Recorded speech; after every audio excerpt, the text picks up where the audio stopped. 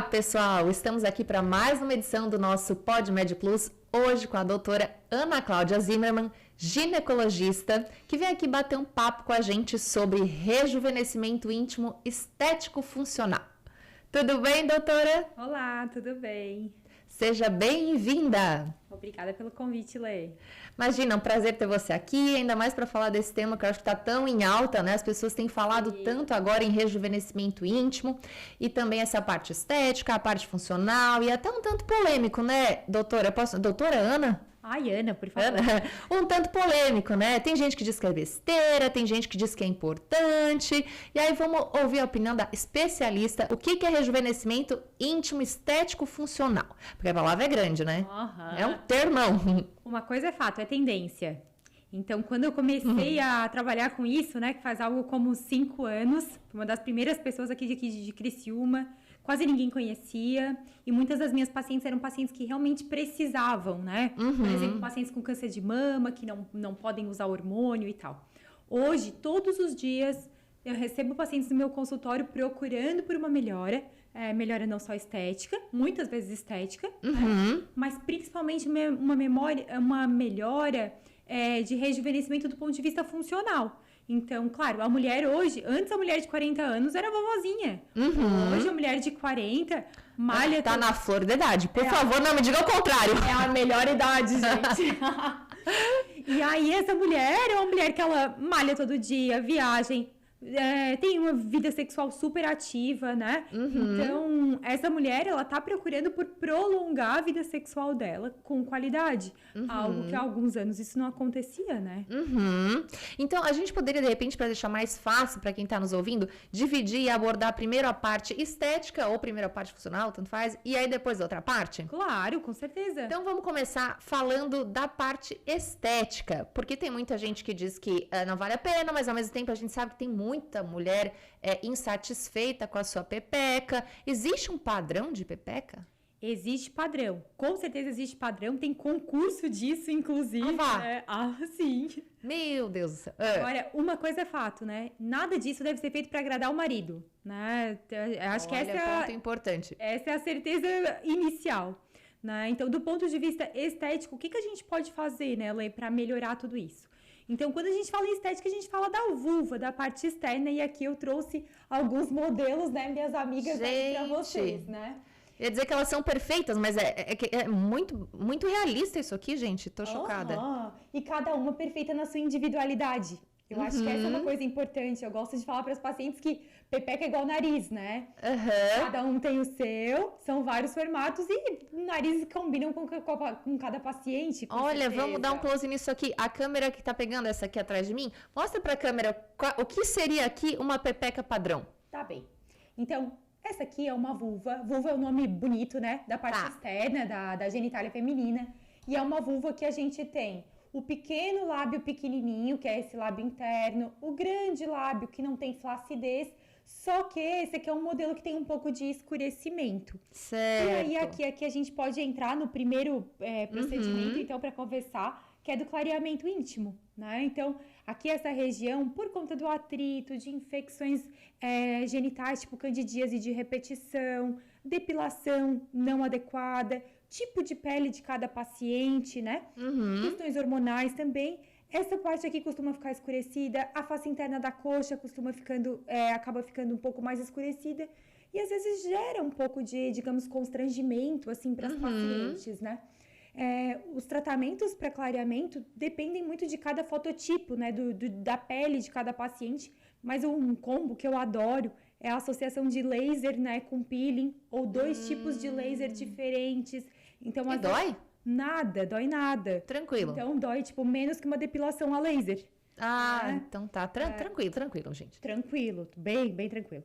E claro, essas sessões, assim, são sessões rápidas, não é uma... Eu gosto de avisar os pacientes, assim, né, do rosto, por exemplo, a gente passa uma vida inteira cuidando do rosto, mantendo o rosto claro, passando protetor solar, e ali embaixo todo mundo esquece. E agora que essa questão de estética íntima tá na moda, todo mundo passou a olhar lá pra baixo, né? Tem pacientes assim, Ana, pela primeira vez eu peguei o espelho e olhei e vi que tá, tipo, horrorosa. E aí, claro, requer um pouco mais de sessões, um pouco mais de tempo. Mas é tipo uma depilação a laser que você vai levar lá pelo menos umas 10 sessões para clarear, não? Não, algo como 3, 4 sessões, dependendo, claro, de cada paciente. Certo. Do escurecimento que ela já chega e também de como ela responde a cada sessão, sabe? Entendi. Tá. Em geral, elas aplicam um anestésico tópico em casa, um cremezinho de anestésico. Chegam e a gente faz. Sou eu mesma que faço lá no consultório. Então, é algo muito, assim, muito reservado, que é uma preocupação que as minhas pacientes têm, né? Ninguém gosta de sair por aí falando que tá fazendo procedimento na pepeca. Realmente não é normal. Não é comum as pessoas quererem dividir, né? Mas acho que nas rodas de amiga deve rolar, né, o assunto. Sim, sabe que eu falo a minha mãe que não saiba disso, mas eu falo que há muitos anos a minha mãe ia pra Porto Alegre fazer procedimento porque não queria que ninguém soubesse, né? Gente, olha ela revelando tipo, a muitos anos. Será que ela vai ouvir o nosso podcast? Ai, mãe, beijo pra você. E aí, eu acredito que, e hoje, né, então antes eu fazia, tipo, botox, quem tinha muita ruga, e era um negócio meio velado, meio segredo, assim. Eu acho que a estética íntima, ela vai nessa direção. Eu tenho pacientes que já há 3, 4 anos, junto com o preventivo, com a mamografia que eu solicito anualmente, elas vêm, fazem toda essa rotina ginecológica, fazem uma sessão de laser para manutenção da parte estética, fazem um Radiesse para melhorar a flacidez e voltam no ano seguinte. O Radiesse, vamos explicar para quem tá ouvindo a gente o que é o Radiesse? Tá, vamos lá então. Uma outra coisa que pode acontecer, né, Lê, é que vou mostrar nesse aqui. O grande lábio, que é essa parte aqui de fora, né? O grande lábio da mulher jovem é gordinho, né? E aí, com o processo de envelhecimento, a gente perde essa gordura dali. Certo. E acaba a pele ficando também um pouco mais flácida. O Radiesse, né, que é o nome comercial da hidroxiapatita de cálcio, é um produto que a gente injeta aqui, então é um injetável, igual quem faz, tipo, por exemplo, preenchimento no rosto. Dói? Pouco, tá? Porque, por exemplo, para quem já fez procedimentos na face, né? Essa área é uma área que tem menos, digamos, receptor de dor do que a face. Então, dói menos que na face, tá? E então, a gente injeta esses produtos ali com o objetivo de melhorar a flacidez, que é o princípio principal, digamos assim, do Radiesse, e também volumizar um pouquinho, né? Que é pra que não tem jeito, com a idade tudo cai, né? E, inclusive, lá embaixo. Inclusive lá embaixo. A bochecha cede, o peito cede. Não, e eu falo que o grande lábio, ele se comporta igualzinho à bochecha, porque perde volume, derrete, igualzinho. E aí, esse bioestimulador vai ajudar a deixar a região mais firme, mais volumizada, mais... Isso, exato. Às vezes eu tenho, assim, pacientes muito magrinhas, que ficam realmente sem volume nenhum e eu acabo associando com preenchedores também, com ácido hialurônico, igual o preenchedor, volto a dizer, igual o preenchedor da boca. E pessoas que passaram por processo de emagrecimento também sofrem disso? Muito, muito. Ainda minha paciente de ontem, uma paciente pós-cirurgia bariátrica, né, que perdeu bastante peso, perdeu 30 e poucos quilos. Ela que nunca se importou com estética nenhuma, com o processo do emagrecimento começou a ficar mais vaidosa, se olhar melhor, né? E aí ela viu que lá também era uma coisa que ela se incomodava, assim, era uma região que ela queria trazer melhora, assim. Então, essa aqui seria o caso de dar, de repente, uma volumizadinha. Tá mostrando bem aqui pra câmera? Segura aqui, doutora. Seria o caso de dar a volumizadinha, é isso, doutora? E uma clareadinha. Com certeza. Nessa região. Era isso que eu faria nessa pepeca. Tá, e o que você faria nessa segunda pepeca? Essas duas aqui, eu adoro trazê-las, né, juntas. Posso? A gente pode subir mais aqui? Vamos subir mais aqui. Tá. Elas são dois modelos de vulva, de hipertrofia de pequenos lábios, né, que é quando tem essa partezinha assim, né, essa pelezinha. Posso mexer? Pode, aqui, por favor. É esse aqui. Isso, tá. em tamanho aumentado. Só que as duas têm tamanho aumentado, porém elas são aumentadas de forma diferente, né? Então qualquer pessoa que tem uma noção básica, assim, já consegue entender que as duas são grandes, diferentes, digamos assim, né? Porém, diferentes uma da outra. Então, essa daqui, né? Essa da minha direita, isso, o pequeno lábio, ele já é grande desde cima, né? Certo. E ele tem um capuz do clitóris aumentado também. Vou apontar aqui. Aqui, pessoal. Isso. Então, ali é o clitóris, aponta tá escondidinho.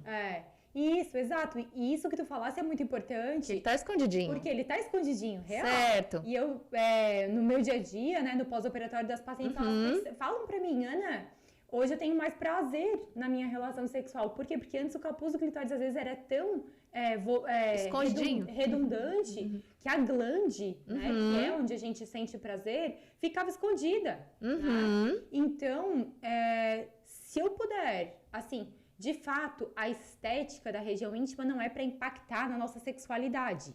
Porém, nas pessoas que têm apesar que baixa, deve impactar. Exato. Eu digo assim, ó, a pessoa que é bem resolvida, não adianta ela fazer uma cirurgia dessa e achar que vai ter mais tesão, não vai. Entendi. Tá? Porém, a pessoa que se sente constrangida, né, ao estar nua, por conta da forma, do formato da vulva dela, essa é uma paciente que, né, é uma mulher que se liberta. Isso eu falo não da minha cabeça, falo, né, por conta das várias, inúmeras pacientes que eu já tive, né, que eu já vi essa transformação lá no consultório, sabe? E claro, se eu puder de alguma forma dizer, de forma objetiva, quando que impactaria, eu acredito que essa aqui é uma situação que impactaria, né? Onde a gente tira esse excesso de pele e acaba expondo um pouco mais o clitóris, digamos assim. Agora... Uma grande fonte do prazer. Agora, por exemplo, ainda é importante de citar que existem duas técnicas, né? A gente pode tirar como uma fatiazinha de pizza, onde a gente tira aqui e junta essa parte com essa. Fica assim, digamos assim, ó. Certo. Daí diminui o tamanho. Quem que fica bem com essa aqui? Quem já tem o pequeno lábio clarinho, bonito, né, fininho. Por outro lado, a paciente que tem, por exemplo, um aumento mais... ou que tem assimetria, isso é muito comum para as mulheres, né? Esse aqui é de um tamanho, esse aqui é de outro. Essa paciente acaba se beneficiando de fazer uma técnica linear, mais retinha, assim, onde a gente consegue tornar simétrico, né? Entendi. Esse pequeno lábio. Percebam que essa paciente ela já tem a glande do clitóris exposta, assim. Essa paciente não precisa fazer procedimento do capuz do clitóris. Entendi. Situações diferentes, mas que trazem, acho que, bastante benefício estético, principalmente, né? E essa questão da libertação, né? Porque se às vezes a pessoa realmente tem as suas travas, porque tem mulheres que não se sentem confortáveis nem de trocar de roupa no vestiário na frente da amiga, ou de mesmo não ter uma relação com o marido de luz acesa, né? E isso são relatos que a gente ouve, de fato, por aí, né? Então, eu acredito que essas mulheres são muito beneficiadas pelo rejuvenescimento íntimo. E aí a gente está falando da parte estética, porque mesmo que a pessoa pense, não vale a pena, não vou mexer nisso agora, porque não sei o que, tem todo o outro lado, que é o lado funcional, né? Porque ao longo, que a gente está falando muito, a gente está falando aí da perda do colágeno, enfim, mas tem as questões que são relacionadas a xixi, a questão de ressecamento, e aí tu vai falar melhor, né, do que eu sobre isso, só vou te perguntando, então, direcionando essa conversa aí. Então, eu queria falar da parte funcional. A gente falou do laser na parte externa, eu separei aqui, que eu vi também, que o laser, ele pode atuar na parte interna. E aí, para que serve esse laser dessa parte interna? É o mesmo laser que vai fora, vai dentro também? É a mesma plataforma, que é a plataforma que eu utilizo, é a plataforma mais segura para fazer rejuvenescimento íntimo, né? Só que são ponteiras diferentes, né? Então, essa é uma ponteira, ou seja, essa pecinha, né? Que já fez ultrassom transvaginal, para ter uma ideia, é algo muito semelhante a uma ultrassom transvaginal, onde são utilizadas durante um tratamento de laser íntimo comigo, eu utilizo, em média, 4 ponteiras, assim. 2 externas e 2 internas. As 2 internas, então aqui é uma mulher, para vocês terem uma ideia, né? Uma mulher cortada de lado, onde aqui é a uretra, né? O canalzinho do xixi, bexiga. Bexiga. Aqui a vagina, o colo do útero, e aqui o intestino. Então, a primeira ponteira é uma ponteira que ela é apontada para a parede de cima da vagina, a ponteira que faz fronteira com a bexiga, digamos assim. E ali, ao estimular colágeno, ela acaba fazendo uma mudança de ângulo da uretra, e é o que faz a prevenção e o tratamento da incontinência urinária. Lá no consultório, a gente tem um protocolo que associa esse laser à fisioterapia pélvica, que é então o que é a cereja do bolo, digamos assim, para melhorar, para fazer um tratamento de flacidez de assoalho pélvico. Quem que são as pacientes que precisam fazer? Pacientes que já tiveram filhos, a turma do CrossFit, que faz muito impacto, né? Pois é, tem gente que fala, pula corda e escapa xixi. Isso é muito comum, né? Uma paciente minha me disse assim, Ana, agora eu tô me sentindo o máximo, porque antes da minha aula, sempre tinha uma fila lá na academia para ir no banheiro, porque todo mundo queria esvaziar a bexiga para não perder urina durante o exercício. E hoje, enquanto as minhas colegas... E tem gente que tem a ideia de que sofre isso só na fase geriátrica, mas não, né? Nada, imagina, porque ainda mais, inclusive, quanto mais você faz impacto, então, tipo, quanto mais exercício, e inclusive quanto mais, por uma questão de física mesmo, de mudança de vetores de força, se eu tenho o abdômen muito malhado, o dorso muito malhado, acaba que onde sofre é o meu assoalho pélvico. Olha que então, não faz ideia. As pacientes, assim, não tem muito dessa ideia. Então, justamente aquelas pacientes, super vaidosas, bonitas e tal, é que às vezes vão acabar se prejudicando, não é? Vejam bem, não é que eu não quero que faça exercício. Eu acho que tem que fazer exercício com consciência corporal, de contrair lá embaixo e principalmente de entender que o assoalho pélvico também é um local que exige cuidados. Claro. Né? Que exige atenção. Então, assim como a gente cuida da... Vamos malhar lá embaixo também. Exato. Eu sempre falo, tem que malhar a perereca. É importante. Aí a mulher fez lá o laser dela. Até essa mesma pergunta serve pro laser estético e esse também que vai dentro do canal. Depois de quanto tempo ela tá pronta pra vida? Pra vida é depois de 5 minutos ali que ela for pra casa, né? Então, mudança do estilo de vida não precisa nada. A única coisa que eu peço é que fique 5 dias sem ter relação sexual. Tá, basicamente a única coisa que não pode ser feita, assim, né? Claro, peço pra tomar alguns cuidadinhos. Não tomar um banho tão quente, usar uma roupa mais confortável e tal, mas é tudo, assim, são pequenos detalhes. Entendi, tranquilo então. 5 dias todo mundo sobrevive. Tá? E aí, essa parte... parto, tá. Não, mas eu quero falar outra coisa ainda. Aí, pode ir? E aí, então, tem o laser da incontinência urinária e depois a gente troca e tem o laser para tratar o ressecamento vaginal.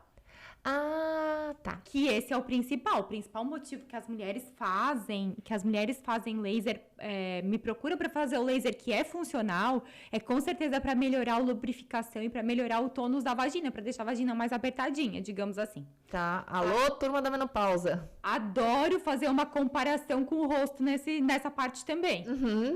Da mesma forma que às vezes vai chegar uma paciente lá na dermatologista e vai falar assim: quero ficar com o meu rosto lindo de novo. E ela vai falar: não, amiga, você é uma pessoa candidata a fazer um lifting facial. Você tem que fazer plástica. Pra cá também vale, né? Então, tem gente que tem tanta flacidez que às vezes precisa fazer um procedimento cirúrgico, exato. Agora, para as pacientes, e principalmente num contexto de prevenção, que é o que eu acho que é o que precisa ser mais difundido, sabe, Lê? É que o laser, ele faz bastante sentido. Então, ele vai lá, né? Esse laser, ele faz estímulo de colágeno em célula jovem na vagina, é célula que é firme, é célula que lubrifica legal, é célula mais sensível, que traz mais prazer, né? Tá. E aí, por que a gente falou lá no início, a doutora mencionou as mulheres que tiveram câncer? Porque quem tem câncer não pode usar tratamento hormonal. E o tratamento hormonal é o melhor tratamento até então, né? Era o único tratamento que a gente podia utilizar em quem tem ressecamento vaginal. E às vezes eu já tive paciente, assim, eu tive uma paciente que estava 7 anos sem ter relações sexuais. Nossa. Paciente jovem, assim, né? E por conta de que ela tinha muito ressecamento, doía. Não podia usar hormônio porque teve câncer de mama e não pode, porque senão aumenta a chance de voltar o câncer de mama. E aí ela ficou nesse tempo todo aí buscando uma alternativa até que ela me encontrou. Felizmente hoje ela tá muito bem, assim, eu sou muito feliz com o resultado dela. E aí, então, esse é um grande grupo de pacientes que eu tenho, sabe? E aí a gente falou ali da questão da dor. É normal sentir dor na relação sexual? Nunca é normal. Doutora, tenta deixar a mão em cima da mesa que fica mais bonito. Aí pode ir só. Tá. Ai, obrigada. Vai me falando essas coisas. Doutora, é normal sentir dor na relação sexual? nunca é normal sentir dor na relação sexual, né? Ninguém deve normalizar isso, porque às vezes eu ouço pacientes falando... É uma coisa pra ser boa, né? Exato. E o que acontece? Se a gente fica sentindo dor recorrentemente na relação sexual, o cérebro passa a interpretar como relação sexual não é bom. Eu sempre falo assim, ninguém gosta de fazer depilação, né? Não. Se algo me traz dor, eu não quero aquilo. Claro. Então, assim, claro que nesse contexto do laser, o laser ele vai atuar em qual tipo de dor? Naquela dor que a paciente tem, assim, na entradinha, geralmente na entradinha da vagina, né? Que é por conta do ressecamento e tal. Aquela dor, quando bate lá no fundo, esse é um outro tipo de dor e que vai muitas vezes ter causas que são dentro da barriga até. Olha só. Então, às vezes parece um pouco específico falar em que momento da relação que sente dor, mas realmente isso é muito importante do ponto de vista de procurar o que está acontecendo, sabe? Então, não é normal. Sentiu dor, tem que ver o que é, e aí, dependendo da origem da dor, vai ter o tratamento adequado. Né? Dor na relação sexual, assim, mulheres jovens, né? Dor na entradinha e tal, muito comum candidíase. E aí até tem um procedimento que eu faço, que é uma associação de ácido hialurônico com laser, que serve para melhorar. Quem tem candidíase de repetição vai fazendo, tipo, mini cortes na entrada da vagina, aqui do ladinho e tal. Isso acontece por infecção recorrente, causada por fungos, assim, pela cândida principalmente. E aí, essa é uma causa muito comum de dor na relação em pacientes jovens. Já mulheres mais velhas, mulheres atingindo ali a menopausa ou pós-menopausa, acabam tendo dor, assim, realmente por conta do ressecamento. Tá? E a questão do parto, né? A gente tá falando principalmente do parto normal. Alarga, não alarga, também é outra questão polêmica. Volta, não volta? Eu acho assim, ó, sempre falo, estar grávida, ter um filho vai causar mudanças no nosso corpo, independente se vai sair pela barriga ou se vai sair pela vagina, né? O que a gente sabe? Que partos complicados, partos de bebês grandes, partos que foi utilizado fórceps, vácuo e tal, são partos que sim mudam o assoalho pélvico, tá? Agora, o principal fator que vai prejudicar o assoalho pélvico, isso eu preciso que todo mundo saiba, é a gravidez. Porque eu já falei, né, em outros momentos aqui, que tudo que faz força na nossa barriga vai enfraquecer o assoalho pélvico. E imagina, né, o volume do neném, do líquido amniótico, o útero, que era desse tamanho, vira desse, né? Tudo isso vai fazer um enfraquecimento ali, causando realmente mudanças na vagina e no pós-parto. Então, alô, esse público, mamães que foram mamães recentemente, ou mamães, pode ser mais tempo, pode? Sim. Daqui, quanto tempo, por exemplo, a pessoa... Não, ficou complicado. Volta tudo. Tá. Depois de quanto tempo que tem parto que pode fazer o laser, né? Então, eu tenho 2 perfis de pacientes, assim. Aquela paciente que tá logo se recuperando do parto, por exemplo, as minhas pacientes que fazem pré-natal, parto comigo, acabam fazendo no pós-parto esse tratamento do ponto de vista de prevenção. Independente de ter ou não ter a flacidez, elas já vão acabar fazendo esse tipo de tratamento, porque eu me preocupo com a sexualidade delas a longo prazo. Certo. Né? Então, eu tenho essas pacientes. Existem ainda pacientes que acabam no pós-parto, até pelo processo da amamentação, que faz com que a vagina resseque também, porque traz algumas modificações hormonais na mulher muito parecidas com a menopausa. Acabo tendo pacientes assim que no pós-parto estão amamentando, começam a sentir ressecamento. E pode fazer no mesmo período que amamenta? Não limita? Super. Tá. Tanto o laser interno quanto externo pode ser feito amamentando. Não pode ser feito na gravidez, mas pode ser feito sim amamentando. Né? Então tem esses 2 momentos, assim, pacientes que já esperaram um tempo, não estão conseguindo retornar à vida sexual, e também aquelas pacientes que fazem com objetivos de prevenção. Entendi. Então, daí... outra coisa também que eu acho que vale a pena falar, o complemento disso com a fisioterapia pélvica. Né? Porque é outra coisa que eu vejo cada vez mais comuns, a gente vai olhando, sapeando o Instagram, né? E antigamente não se fazia tanto, não se via tantas grávidas, assim, já se preocupando com essa questão desde a gestação, né? Então, hoje, o cuidado, ele já vem vindo antes, né? Durante a gestação, ela já vem se preparando para, não digo não causar danos, mas minimizar, né? É que fisioterapia pélvica não é só para quem quer fazer parto, né? Então, eu mesma mudei isso ao longo da minha jornada enquanto ginecologista. Eu tinha na cabeça, assim, lá no começo, vai fazer fisioterapia pélvica quem quer fazer parto vaginal. À medida que a gente vai estudando mais e que a gente entende que esse enfraquecimento do assoalho pélvico, ele acontece na gravidez, independente da via de parto, é quando a fisioterapia pélvica, ela faz sentido para qualquer mulher, para qualquer gestante, né? Então, isso é importante, porque o laser, se a gente for pensar lá no pós-parto, o laser, ele atua numa camada muito, muito superficial da mucosa da vagina, né? O que vai mudar a musculatura mesmo é a fisioterapia pélvica. E melhor ainda se for a fisioterapia pélvica durante a gravidez e depois da gravidez, com certeza. Então, uma associação de tratamentos que vai cuidar dessa mulher, principalmente aí depois desse período aí que tem uma certa mudança. Eu acho que é uma coisa importante de ser dita, porque esse é o momento que todo mundo só olha para o neném, inclusive a própria mãe. Né? E aí a mulher acaba sendo esquecida por ela mesma, às vezes pelo parceiro, pelas pessoas ao redor e tal. Então, todo mundo acho que conhece alguém que acabou de ter neném, né? Então, acho que vale a dica, assim, de olhar para a mulher também, né? Sim, e aí tem outra coisa também que eu queria falar, que é a questão de exercício físico e o uso de suplementos, o uso, às vezes, de terapias hormonais, que acabam modificando a região também, né? E aí, eu não sei se é algo frequente no teu consultório, não vê as pessoas falam que a mulher tem o clitóris aumentado e que tem esse crescimento na região. Sim. E aí, essas mulheres também podem se beneficiar desse tratamento, né? Muito comum, isso cada vez mais comum, né? Pacientes que me procuram porque usaram algum tipo de reposição hormonal, principalmente androgênios, como a testosterona, e até anabolizantes, assim, né? E aí, o que acontece? Essa partezinha aqui, que é a glande do clitóris, né?